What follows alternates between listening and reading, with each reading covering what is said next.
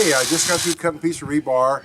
I'm cutting the rebar to use for my low tunnels to put my hoops on. Anyway, I buy 10-foot sections of it, cut it into 5 pieces. It's cheaper that way. It's half the price. So it's a good deal. It's the way to go. Okay, I'm going to show you a way also to keep cutting without measuring every time and putting a mark on the metal. Just real simple. Have a piece of rebar right here. And what you do is you loosen your clamp up.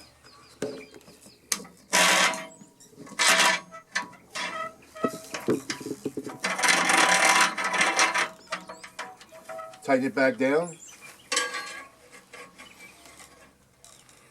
Measure, and just hold it right there where I'm going to be cutting. And I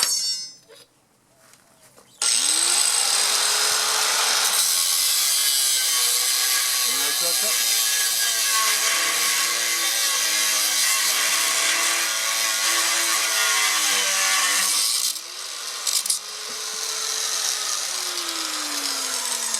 That'll do it. All right, you'll notice I'm wearing safety gloves and I'm wearing goggles because when you're cutting metal, you can get those filings in your eyes. I've had a piece of metal get in my eye a long time ago. Don't ever want to make that mistake again. It pays to be safe.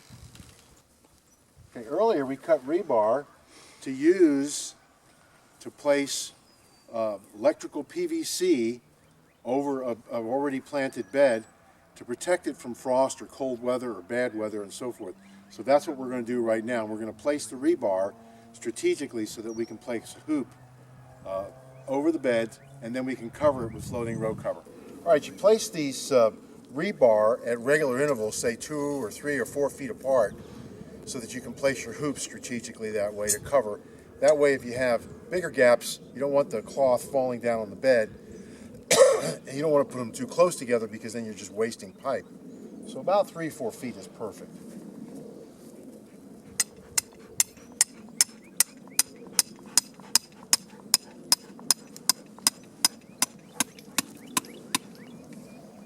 All right, now what we're going to do is we're going to place this 10-foot section of electrical grade PVC. It's gray in color.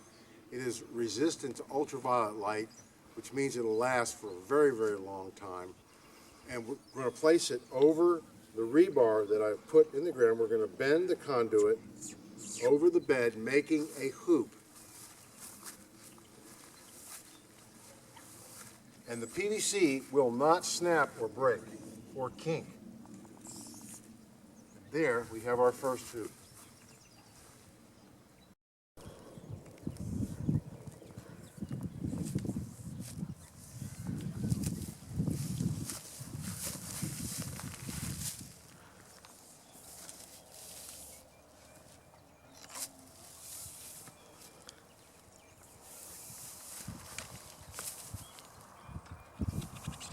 Now we're going to place the last hoop on the rebar and finish up the frame.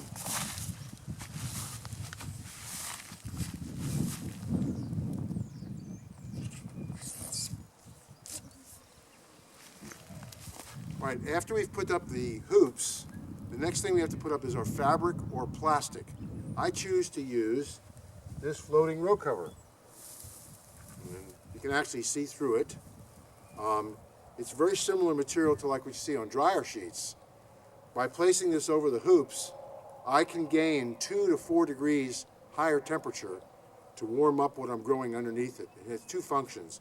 One, it will allow for heat or cold protection, keep radiant cold from hurting the crop. And number 2, it can keep insects out, something that could bother the crop when it's young and tender. It also has the added advantage of allowing air to blow through it as well as water. So if rain hits this, it'll go right through it onto the ground. Right, now we're going to place the fabric over the hoops.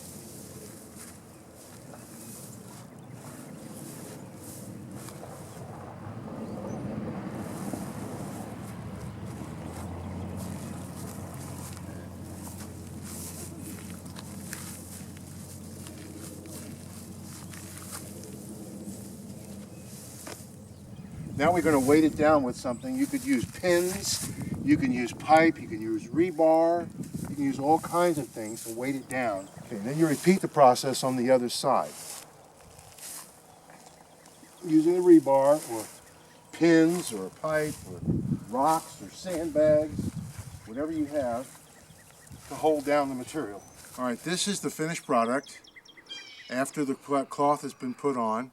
And then when you want to work on the bed from time to time, you just pull the cloth back over, do what you have to do, weeding or fertilizing or whatever it is, watering underneath. And then if it gets to be a cold night or if you have heavy insect pressure, you pull the cloth back over and secure it.